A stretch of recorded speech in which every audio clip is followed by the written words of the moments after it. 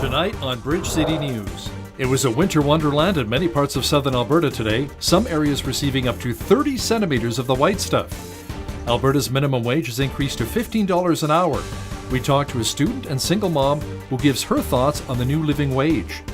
And the City of Lethbridge and EMS agreed on a new contract. We will tell you how much of a raise firefighters are getting.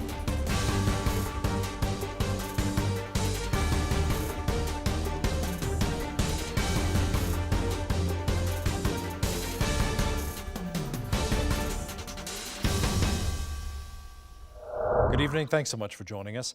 Southern Albertans woke up to a blanket of white this morning. Weather advisories turned into snowfall warnings today. Some of the hardest hit regions were Calgary, Claresholm, and Nanton, which received close to 30 centimeters. In Lethbridge, it was less than 10 centimeters. There was a report of a semi-truck which jackknifed on Highway 519 east of Granham, which reduced traffic to a single lane. There was also a report of a collision on the Old Man River Bridge north of Coaldale along Highway 845. Police advise motorists to use caution and drive with extra care this time of year. Alberta now has a new minimum wage of $15 an hour. The new living wage helps those on lower incomes, including students and single parents like Amanda Shaw, who's expecting her third child. As much as she is thankful for the increase, Shaw feels the gain will be lost with the expected cost of living expense increases. Like for daycare, it increased $25, so it's an extra $25 I have to pay per month. And then there's the economical side of it, where I'm paying more for groceries and everything else as well. So everything kind of goes up, which kind of puts a damper on like the whole financial portion for me. So the now $15 per hour rate is currently the highest in the country. Lethbridge City Council ratified a new 4-year collective agreement with the union representing our city's firefighters and emergency dispatch employees.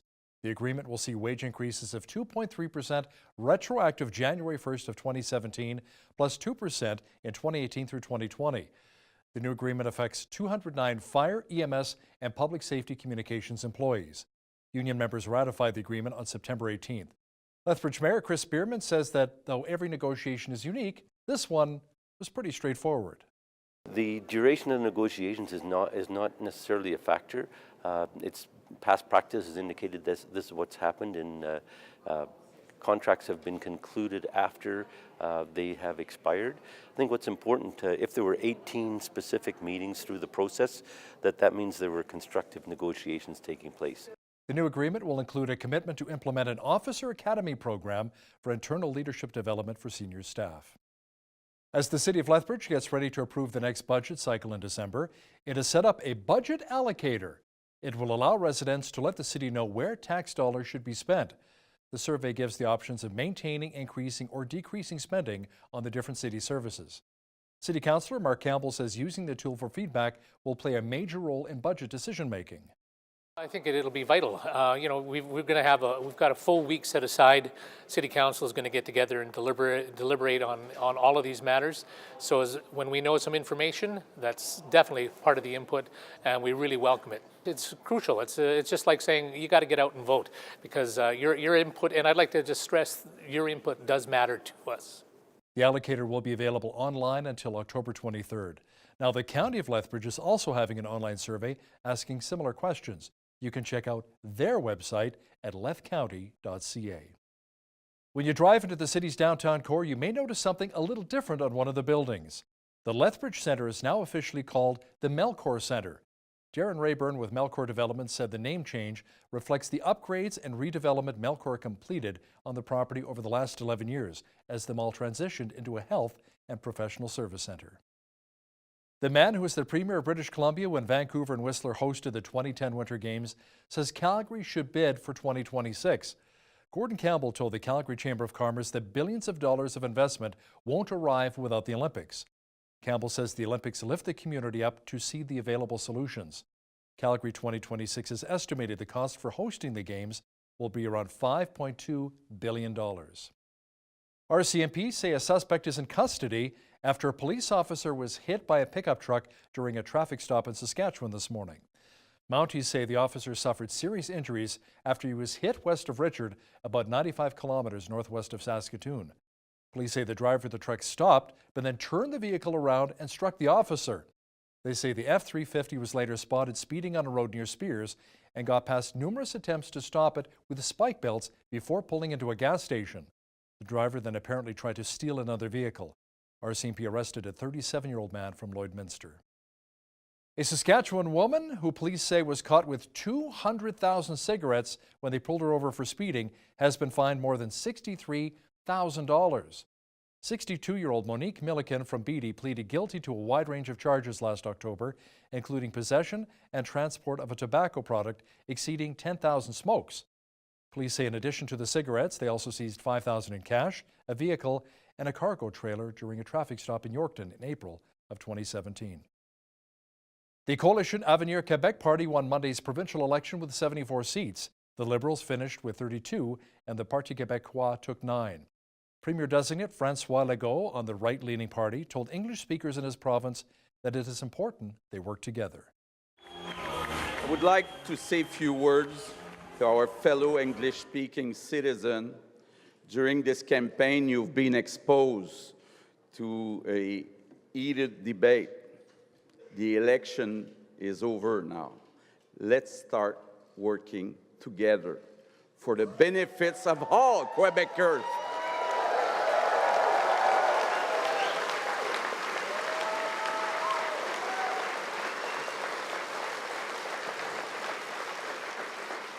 Let's work together to make Quebec stronger within Canada, and I want to assure you that my government will be your government. The Alberta provincial election is coming up next spring. So far, it has been a two-horse race featuring Premier Rachel Notley and the NDP versus Jason Kenney and the UCP. Now, there's another party called the Alberta Party. The party's leader, Stephen Mandel, says even though they're more of a centrist party, they are much different from the Alberta Liberals. I think the Alberta Party is a party that really has a much more broader fiscal responsible area than I think the Liberals are far more socially directed. So I think a big part of it is our penchant for business, fiscal responsibility, but also I think that our desire to build a different kind of a province, one where there's greater opportunity, one where there's an awful lot more job creation. I think the Liberals have lost their way when it comes to that. Catch my full interview with Alberta Party leader Stephen Mandel coming up later in our newscast. Federal Conservative leader Andrew Scheer says Justin Trudeau backed down to U.S. President Donald Trump on multiple trade issues in the new USMCA deal. NDP leader Jagmeet Singh claims the Prime Minister betrayed Canada's dairy sector. It is already clear that there have been a number of cases where Justin Trudeau has backed down. First of all, he has backed down on Trump's timeline and signed an agreement without assurances that current destructive tariffs on steel, aluminum, and softwood lumber will be lifted. On steel and aluminum, U.S. Commerce Secretary Wilbur Ross has already said that there is, quote, no timeline for when these tariffs might be lifted. President Trump is musing that quotas might replace his tariffs. On automotives, Canadian exports for both autos and auto parts are now capped, a provision that didn't exist before and one that could pose major problems for manufacturers years down the road. In effect, Justin Trudeau has surrendered control over the future of Canada's auto industry to Donald Trump. He wanted an end to Buy American provisions on government procurement so Canadian firms could win cross-border contracts. He failed. He wanted to make it easier for Canadian professionals to work in the United States and Mexico. He failed. Ultimately, the USMCA will be judged on how Canada benefits. We will evaluate what Canada gave up versus what it got in return. The deal may have a new name, but we've signed a deal that's worse than the previous one. The cost for medicine will go up as a result of this agreement. That means people who are suffering from chronic illnesses, like rheumatoid arthritis, like Crohn's disease, will see an increase in the cost of medication. Foreign Affairs Minister Chrystia Freeland says Ottawa will compensate producers who are negatively impacted by the U.S.-Mexico-Canada agreement. The trade deal brings changes to the agricultural supply management system. Our supply managed producers will be fully compensated because that is the fair thing to do. We want to be sure that the compensation is carefully thought through, and we have begun that process already. And I'd like to remind people that there is still a road to travel before this agreement, this modernized agreement is ratified and enters into force, and we are going to use that time really thoughtfully and carefully to be sure we get the compensation right.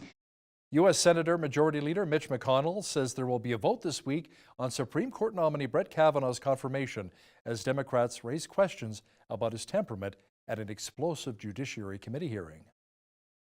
So soon, I expect we'll hear that the conclusions of the expert prosecutor who questioned both witnesses at last week's hearing aren't reliable, or that the FBI's investigation was not infinite or endless enough for their liking. And so let me make it very clear. The time for endless delay and obstruction has come to a close. Judge Kavanaugh's nomination is out of committee. We're considering it here on the floor. And Mr. President, we'll be voting this week.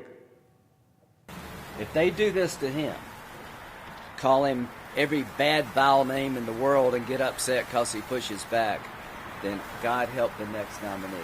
He's not the problem, my friend. The people who did this to him are the problem. Scientists have been so far unable to find treatment to stop progression of Alzheimer's in people who already have some mental decline.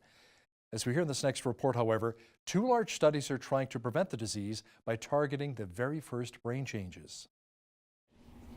Alzheimer's has touched Ivy Sigel's life in many ways. Her father died from the disease. He passed away from Alzheimer's disease in 2011, so it's close and dear to my heart.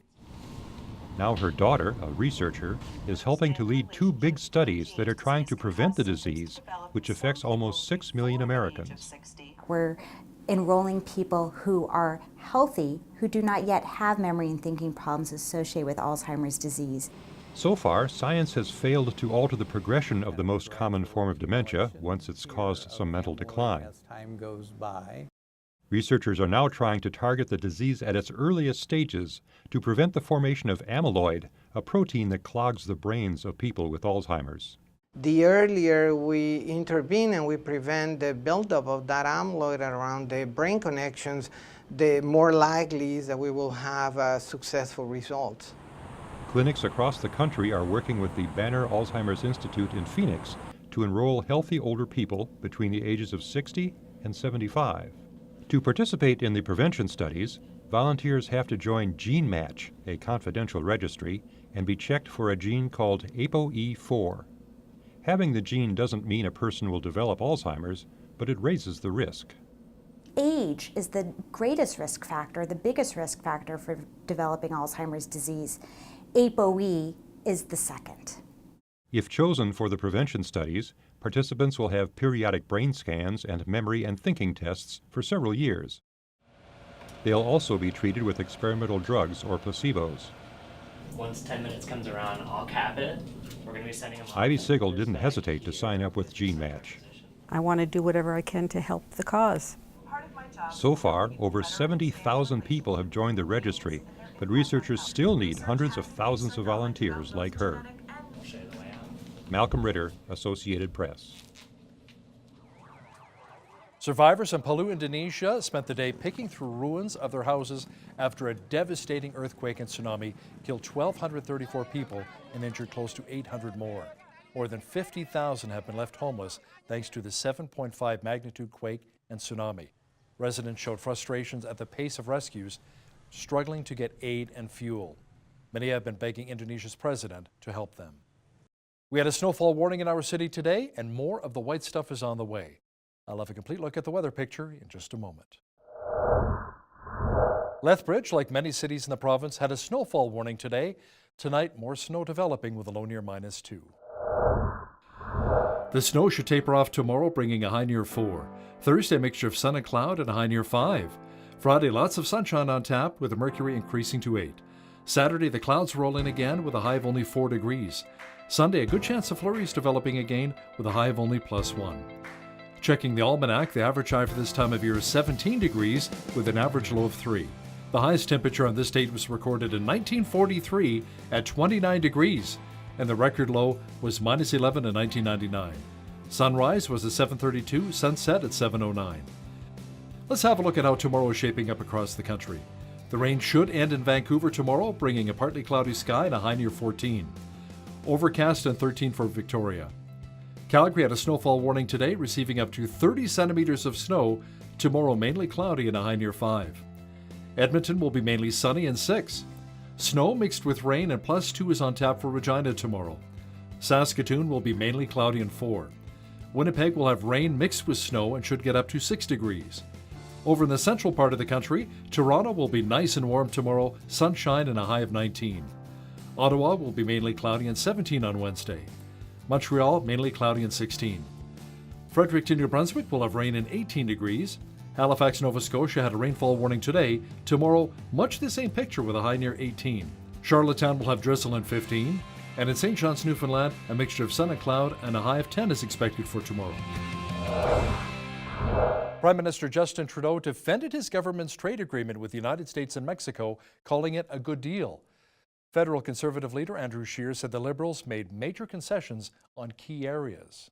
He's made concessions on dairy, he's made concessions on auto quotas, and he's made concessions on pharmaceuticals, meaning that Canadian patients will have to pay higher drug costs. Now, we would have hoped that after making all those concessions, we would be able to see a gain on an important issue like Buy American. So can the Prime Minister confirm whether or not he has put an end to the Buy America policy in this deal? Right Honourable Prime Minister.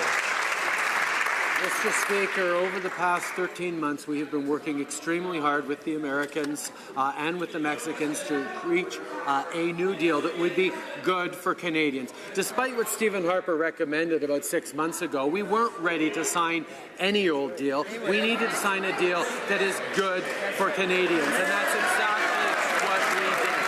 We have stood up for Canada, stood up for Canadians, and we got it done in the right way, Mr. Speaker. And I want to thank Canadians who've been united on this issue across all corners of the country and across all ideologies. Our foreign affairs expert, Lisa Daftari, says it was important to get a trade deal done, especially between Canada and the United States. A lot of back and forth, a lot of numbers were thrown out, but I think the bottom line here, to summarize, Hal, is that the trade between these three nations, particularly Canada, I would say, and the United States, is so significant. And we hope that this relationship, a positive relationship going forward, brings a very positive, kind of growth economically and otherwise for both countries. And we can move forward into a new chapter, new name, new chapter, hopefully new profits as well. Lisa will talk trade and have the latest on North Korea and why Kim Jong-un's government is not happy with the United States right now. That's coming up after business news. Recipe Unlimited says some of its Swiss Chalet, Harvey's, and Eastside Mario's restaurants are experiencing a partial network outage because of a malware outbreak. The parent company of the Canadian Eateries says it took a number of its systems offline and suspended internet access to the affected locations. Some restaurants had to manually process credit card charges. A small number of restaurants were also temporarily closed. Now, here's a look at today's markets.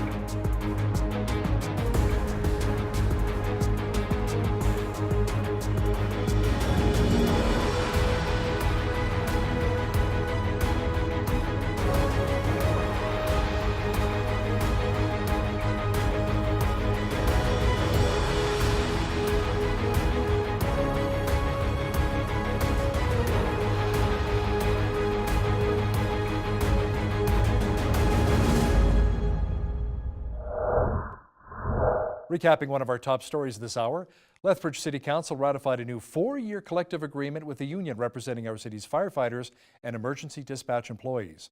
The agreement will see wage increases of 2.3% retroactive to January 1st of 2017, plus 2% in 2018 through 2020. The new agreement affects 209 fire, EMS, and public safety communications employees. When you see news happening, drop us an email at info@bridgecitynews.ca. And if you missed any of today's top stories, check out our full newscast online. at bridgecitynews.ca. Canada finally has a new trade deal with the U.S. and Mexico called the USMCA. Up next, we chat with our foreign affairs expert, Lisa Daftari, about what the trade deal means for both Canada and the United States. But first, here's a look at what's happening in and around your community. Here's your Bridge City News community calendar. Come out for an evening of entertainment and fine dining to the 17th Annual Harvest Moon Ball on Saturday, October 13th at the Coast Hotel in Lethbridge at 5 p.m. Proceeds will support St. Michael's Health Center and St. Therese Villa. Help continue the legacy of compassionate healthcare through this worthy cause. Tickets are on sale now. For more information, email ben.kwan@covenanthealth.ca or visit covenantfoundation.ca. The United Way Coats for Kids and Families campaign continues until October 19th, accepting new and gently used winter wear for families in need in the community. Accepted items include coats, mittens, scarves, snow pants, gently used snow boots, and new hats. Items can be dropped off at United Way and any Lethbridge TD Canada Trust or ATB financial branch. Big Brothers Big Sisters in Lethbridge is searching for volunteers to mentor children and youth in their various programs. Volunteers commit anywhere from 1 hour a week to 1 full year. They have many kids on their wait list that are looking for a big brother or sister. Make a difference in a child's life and start something big. For more information, call 403-328-9355 or email info.leth@bigbrothersbigsisters.ca. And that's your Bridge City News community calendar. As you heard on Bridge City News, Canada and the United States struck a new trade deal. Now, it won't, however, be called NAFTA, but according to trade officials, it'll be the USMCA, kind of a nice ring to it, or the U.S.-Mexico-Canada Agreement. U.S. officials say the deal will be signed sometime in late November. Joining me now via Skype is our foreign affairs expert, Lisa Daftari. Lisa, it's about time. It took over 14 months to get this deal done. What concessions did the U.S. make with the new deal? Well, yes, it took 14 months, came out with a new name, new look, new everything. According to Donald Trump, NAFTA was an awful, horrible, horrible deal. And now there's something that the U.S. could be proud of. The concessions, well, I would say that this had more of well, according to Donald Trump's press briefing regarding the deal, it was a win for the United States, but I think Canada thinks it was a win also. So that just, I guess, tells us that it was a down the middle kind of compromise in which both sides made concessions that both sides will reap the benefits and the profits, in this case, from this deal. Now, a lot of the industries that were talked about, the dairy industry. Now, Donald Trump was extremely proud about this. He even mentioned ice cream and cheese and milk and went down the list of products that will now be not only accessible, but will be more beneficial for those dairy farmers in the United States to make their sales.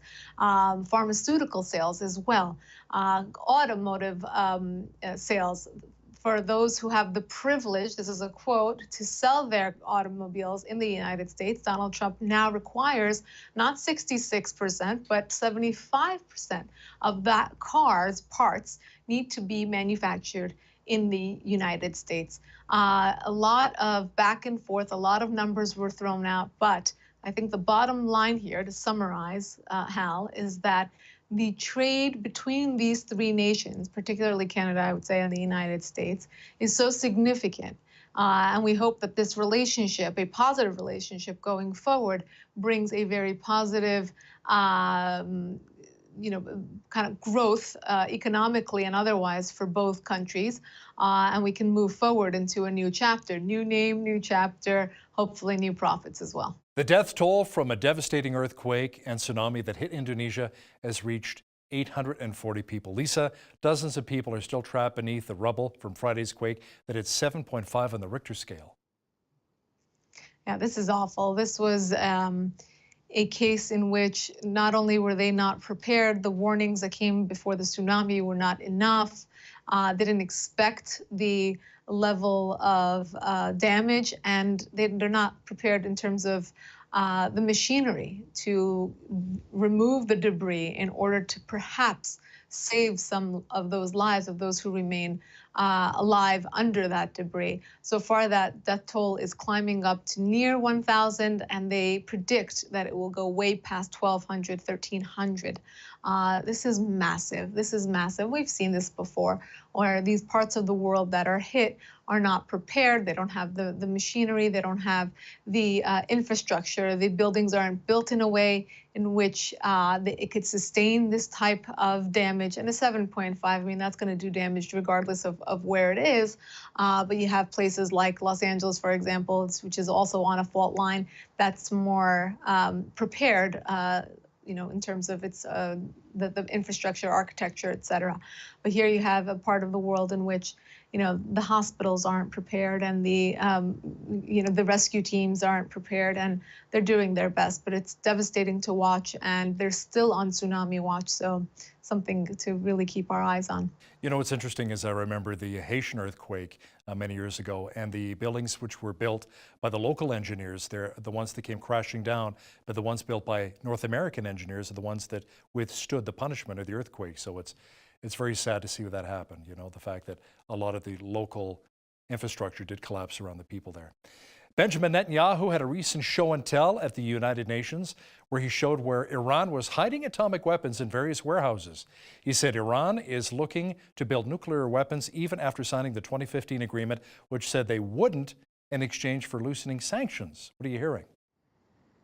The only unfortunate thing about Bibi Netanyahu's extremely informative and passionate speech at the UN this year is that it was only overshadowed by the Kavanaugh hearing, which most people were glued to, especially here in the United States. Bibi Netanyahu usually makes some sort of statement, revelation, presents some type of report at the UN General Assembly. He doesn't waste that opportunity to have the eyes and ears of the world community for whoever will listen. A lot of people at the UN, the UN partner nations, are extremely anti-Israel. They leave the room often when Bibi Netanyahu has the floor. Very unfortunate, particularly this year, because the US moved our embassy to Jerusalem from Tel Aviv, and that was very much in poor favor of the UN nations, particularly the Palestinians. Mahmoud Abbas came to New York in order to complain about this, especially the cutting of aid by US to the Palestinians. But back to Bibi's report, a few months ago, he dropped a bombshell report that Iran was carrying, going forward with its weapons program. Nothing new for those who've been following this, but they had explicit paperwork that was smuggled out of these nuclear plants. Now, Bibi Netanyahu is presenting evidence to show that they had no intention of following the Iran nuclear deal. I know it's still lamented by the left here in this country why President Trump withdrew from the Iran nuclear deal. It was the only way to curb the Iranian regime's activities, but it wasn't curbing their activities, as we can see, and as we now have concrete evidence to show us that. Lisa, a year after failed independence, Iraq's Kurds voted on Sunday. Did the Kurdistan Democratic Party and the Patriotic Union of Kurdistan continue their 30-year dominance? This is a very repetitive life cycle for the Kurds of the Middle East. The Kurds, for the longest time, are an independent ethnic minority that have no independence. It's very unusual that it is the Achilles heel of every nation in the Middle East, whether it's Iran, Iraq, Turkey, Syria, Lebanon, to not give the Kurds the independence or the independent nation that they so badly and so eagerly want. Now, the Kurds played a pivotal role on the ground in Syria. They were the U.S. and the Western coalition's main partner, our boots on the ground. They are wonderful fighters. Even the women take the front line, the Peshmerga fighters. They are well equipped now because of the United States, but they're well trained. They're tough fighters. They know the terrain. And because of that role that they played, many believe that they now deserved an independent state. But you have countries who are blocking that dream for the Kurds. And I think this will go on and on and on. Unfortunately, one of the things that I like to frequently point to is how Turkey very begrudgingly got involved in the war against, Assad's forces and the rebels in Syria. But when they did get involved, they did so because they wanted to kill the Kurds in Syria. It's no secret, but no one talks about it. It's the elephant in the room. But we hope for a better future for the Kurds. Usually extremist groups like to lay claim to a lot of the mayhem we see in the world. The Taliban, however, denied the fact that they recently met with an Afghan government delegation just over 2 weeks before the big federal election coming up in Afghanistan, Lisa. Yes. So this is one of those, again, repetitive. The Middle East is very interesting because there's almost no peace in the Middle East. There's constant turbulence, turmoil, because anytime that there is any sort of vacancy or open opportunity, it is almost always taken advantage of by an extremist group. And you can fill in the blank there, whether it's the mullahs in Tehran or ISIS in Syria or the rebels in Syria or Hezbollah in Lebanon and the Taliban in Afghanistan for many, many years. So it seems like there's two modes of operation for countries in the Middle East. You either have to be under a dictatorship in which there is zero freedom and zero ability to have dissent, or it has to be a free-for-all, mayhem, chaos, and create that political vacuum, which is then taken over by an extremist group such as the Taliban. So now with the future of Afghanistan up for grabs, this is a very sad situation, particularly for the West, where we gave up lives and many, many years of strategy to now have the next chapter up for grabs and the Taliban pushing to have much influence, whether by force or formality, in this case, sitting down with leaders. But a report that I read yesterday showed that the generals, the American generals, are quite happy with this new strategy of the Trump administration in Afghanistan. We're hoping that there can be some sort of direction.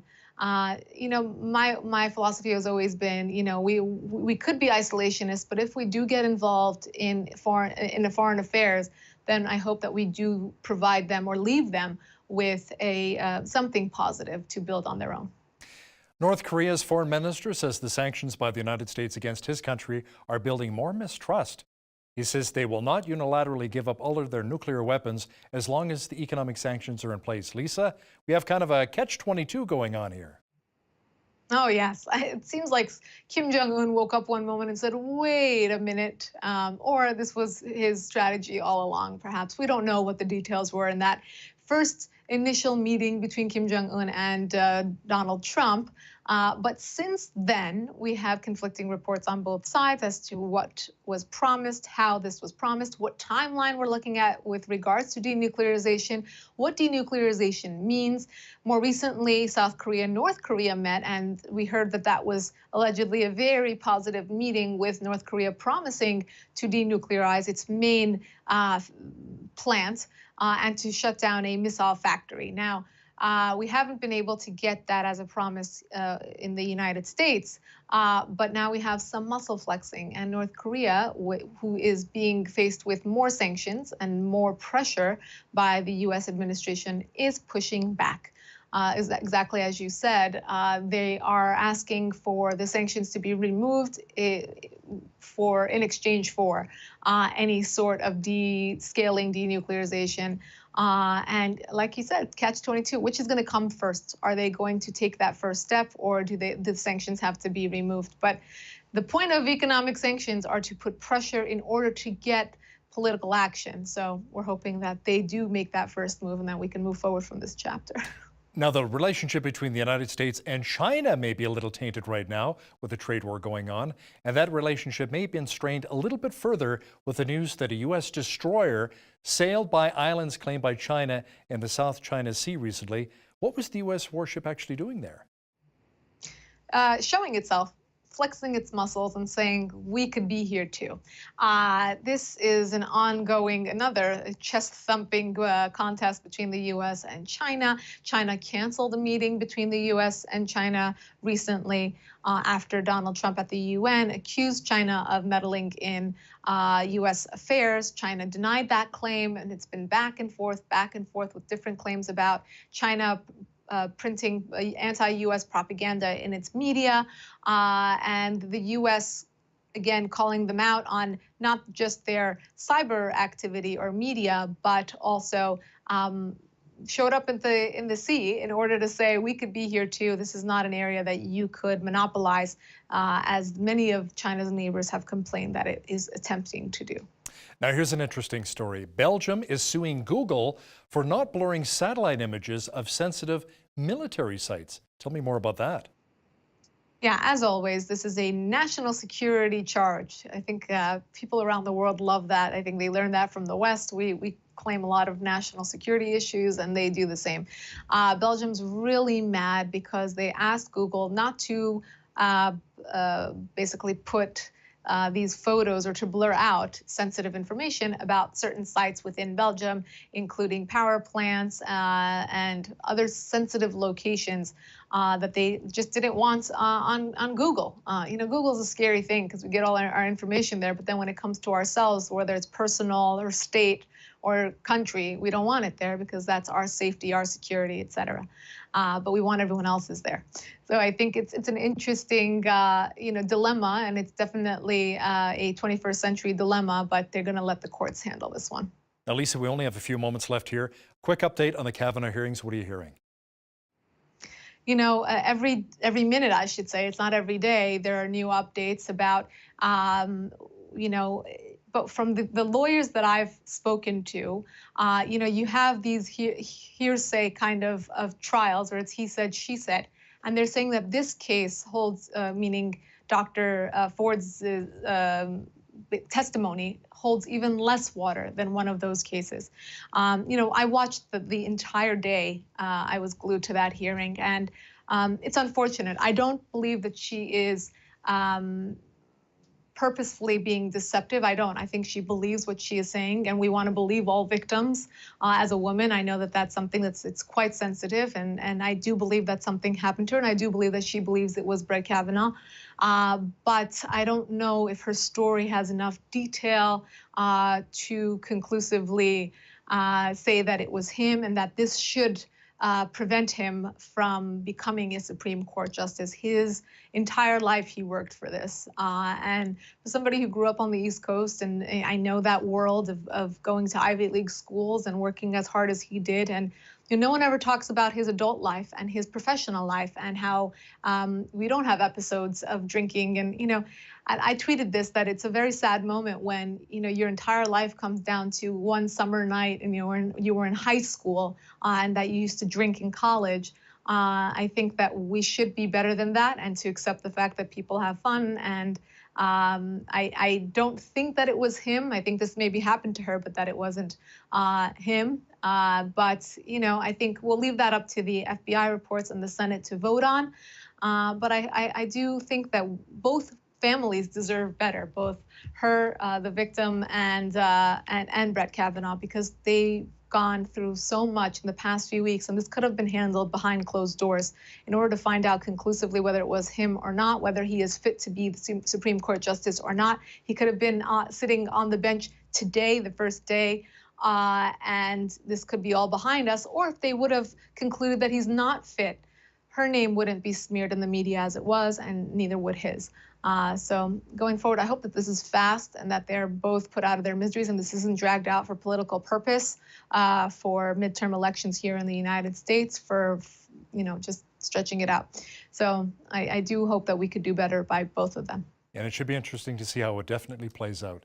Lisa Daftari, our foreign affairs expert, thanks so much for your time today. My pleasure.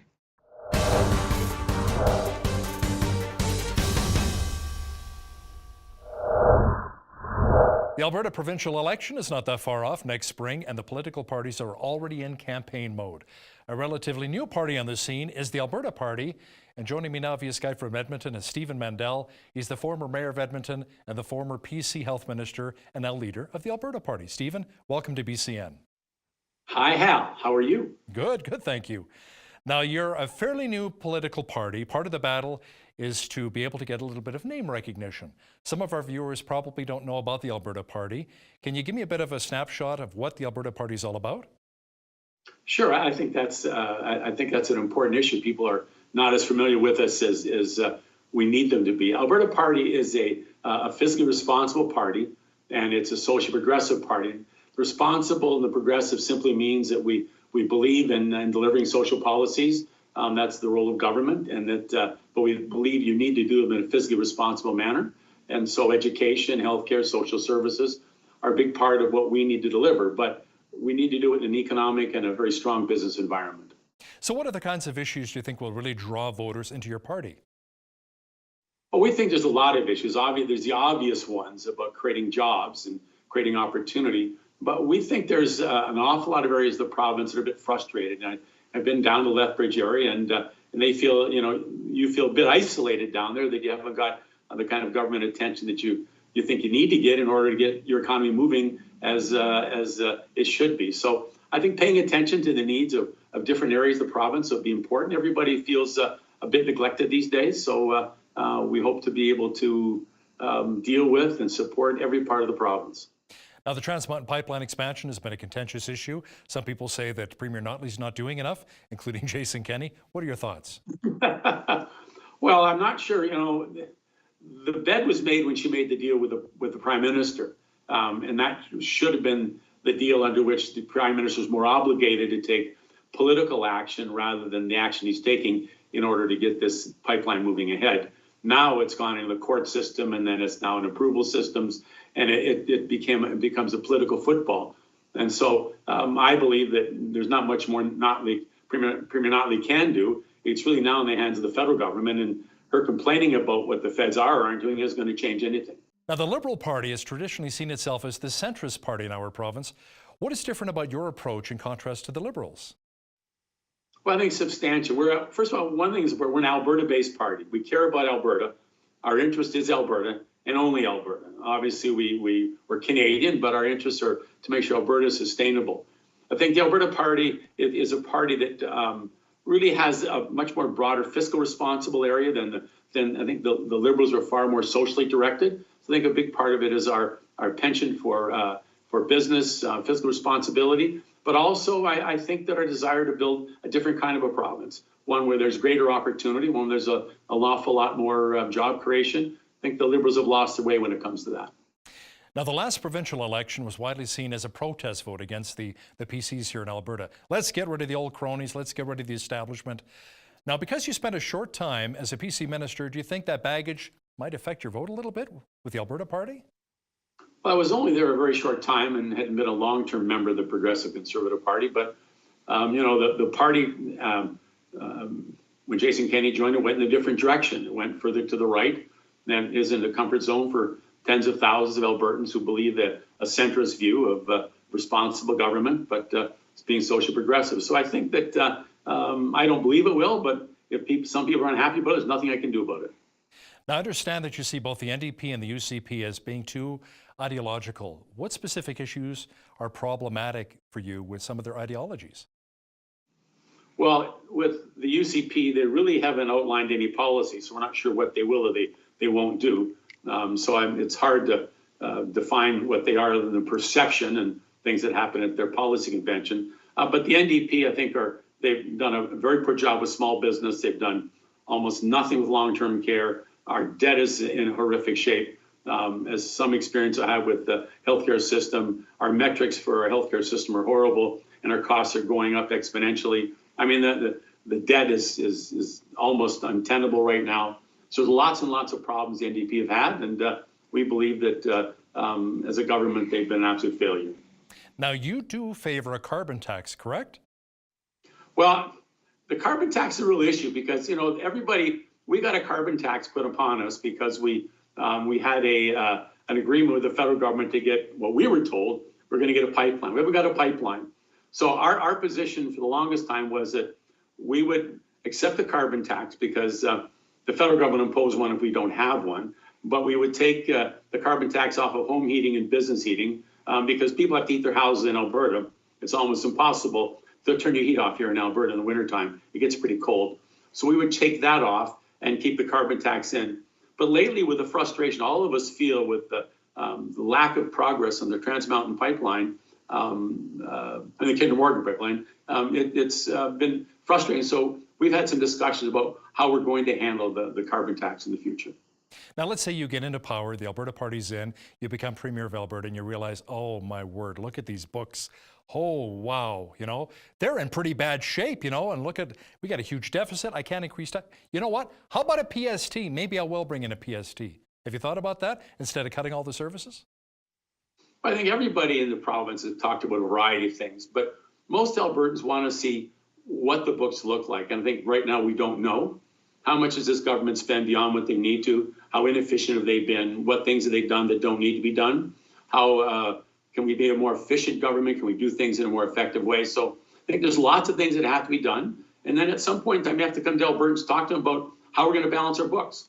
What do they want to have? Service cuts or other opportunities? So I think we need to really have discussions provincial-wide about what are the opportunities and what are the alternatives. So would you maybe have a referendum? Would you ask Albertans if they wanted a PST? Would you send the vote out maybe?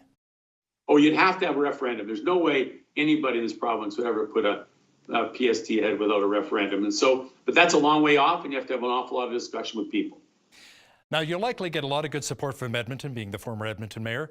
But how about gathering those votes in Cowtown, Calgary? There's a bit of a rivalry there. People like Edmonton, oh, how are you going to reach out to those people in Calgary, Stampede City?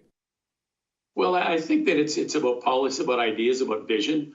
Calgarians or people from Lethbridge or Medicine Hat or Fairview, they're all the same. They want to have a government that has a vision for where we can go, how we can create opportunity and for all of their citizens, and that's what we're about. So I would hope that people might look at what I accomplished when I was mayor of Edmonton and see that we get things done and we were successful doing that. But also as a provincial leader, our job is to lead the province, not one area or another area, but all the areas. Now, winning elections usually requires solid financial footing, good support. How is the fundraising aspect going for you and your party? Well, it's been okay. It's still a challenge. I mean, we're a new party, so people aren't as sure to write those checks, but we're moving ahead slowly but surely. We've raised more money this year than ever before, and we're doing okay. If you want to send us a check, we'd be glad to take one. It's got to be personal, though. You can't get from the company. Now, is the party going to be putting candidates in every riding across the province? Yeah, we will have 87 candidates in all, one in each riding across the province, yes. Now, we talked a little bit about taxes and a potential PST with a referendum. Does the Alberta Party strongly believe in going into debt to fund the basics like healthcare and education and other social programs? I think it's unrealistic for anybody to expect us not to deliver services. I think we have to find, there's got to be a better balance than existing there now. I think they're spending way too much money on a bunch of things. But our job as a government is to deliver services. People want to have education, they want to have health care, they want to have social services. And I think any government that doesn't deliver that is making a mistake. We're committed to doing that. We just believe it can be done much better. I think the NDP is spending money in a very, very responsible way. Now, Stephen, when it comes to the debate surrounding faith-based schools, like here in Lethbridge, we have quite a few of them, who are facing the possibility of losing funding and accreditation from the NDP because their sincerely held religious beliefs require them to teach sex ed courses in a different manner than prescribed by Alberta Education. How would you handle that? I'm not sure what the question. I think that faith-based schools are allowed to teach within the general curriculum of the province. We wouldn't, as an Alberta Party, dictate to them, but we support the GSAs and the respect for individual rights as well there. So I'm not sure what you're getting at. Would you remove funding, maybe is what I'm asking. No, absolutely not. Some of these faith-based schools. Absolutely not. I believe the funding will stay the same. We have to look at where we're at financially in the province, but we would not reduce funding to faith-based schools. They're Albertans. They deserve to be funded in a manner they have been traditionally, and we wouldn't hang dollars and cents in front of them as a means to make them toe the line. Let's chat about our healthcare system now. We still have a long wait time at a lot of the hospitals, a shortage of staff, even though more money gets put into healthcare each and every year. Is it unsustainable? What really needs to change? Well, first of all, we would decentralize the healthcare system into regions, not regional independent operating units like they were historically. But what we would do is we would create areas in which they would control their budgets, how they're going to deliver the services, and try to diminish the cost of the overhead costs, which are in the province of Alberta. We look at a variety of ways to decentralize the system so better care can be delivered in a shorter period of time without always having to go through Edmonton and Calgary. I think that's one of the big problems. We allow each of these areas to develop a capital plan, which will be done in conjunction with the province. We think there's an awful lot of money to be saved in the healthcare system. As an example, when I was health minister, there was 6,000 jobs that were unfilled. And then I looked at the org chart, they're all filled now. I'm not sure why we needed them all. That we need to look at what we're spending, how we're spending it. And I believe we need to get healthcare costs under control, mostly because we're not going to be able to deliver the services to Albertans if we don't start doing something. We also need to create more long-term care, which we're not. That's a real challenge right now. People are staying in hospitals because they have no place to go. So we need to work with private sector and faith-based groups and not-profits. But long-term care, we'll put back in a program where we work with these groups to build it. We'll create transition facilities to move people out of hospitals. Our hospital stays in Alberta are in almost 30 or 40% more than they are in some of the other provinces in this country. So there's a lot of ways we can save money. Right now, this government is not making any effort to do that. What can you do more for seniors as well, should you be elected Premier of Alberta? I think there's a lot of things we will do for seniors. I'm part of that group, so I understand some of the challenges they face, and we will have policy we'll announce. We want to keep some of those for when the election starts as platform. But we believe our seniors need to be treated in a very special way. They've delivered an awful lot for this province. They've made it what it is today. We need to make sure those that have not been quite as successful as others have the kind of support system that's necessary for them to have a quality of life that we would expect for our parents, we would demand for our parents. The Alberta Party is committed to making sure we invest in housing for seniors and support system for seniors as much as at any level or any organization in the province. Let's pretend for just a moment you're a professor at a university and Rachel Notley is one of your students. What kind of a grade would you give her to this point? Would she get a B+, A-, a D? And what things do you think maybe she needs to work on as leader? Well, I'm not gonna grade her because she hasn't given me a paper yet. I'm only kidding. I think that the government itself has had real problems. You look at the disaster with the PPAs, where it's $2 billion down the drain. They didn't need to do that. I mean, the Grand Prairie Hospital, they fired the contractor. My guess is that's going to create a lawsuit. I mean, the lack of consultation in the small business and the new minimum wage of $15 an hour, which is going to put a lot of small business out of business. I don't think they've been responsive enough to the everyday Albertans. And I think that's one of the things they've really fallen short of. I think there has not been a desire to build a strong business community in the province of Alberta. This used to be a place you could come from anywhere and be anything. And I think we've lost that. So I'd give her probably a D+. Okay. I'm glad you brought up the minimum wage. It just went up $1.40 an hour, October 1st to $15 an hour, one of the highest in the country right now for minimum wage. The students thinking this is great, I've got a living wage, but like you said, a lot of the small business owners going to have to increase maybe the price of their products and services, maybe have to lay off staff. So how would you have handled the situation, maybe brought it up incrementally of maybe 50 cents an hour each year or every 2 years? How would you have handled it differently? Well, I would have left it where it is right now. I wouldn't have raised it. I mean, you can't change what is right now.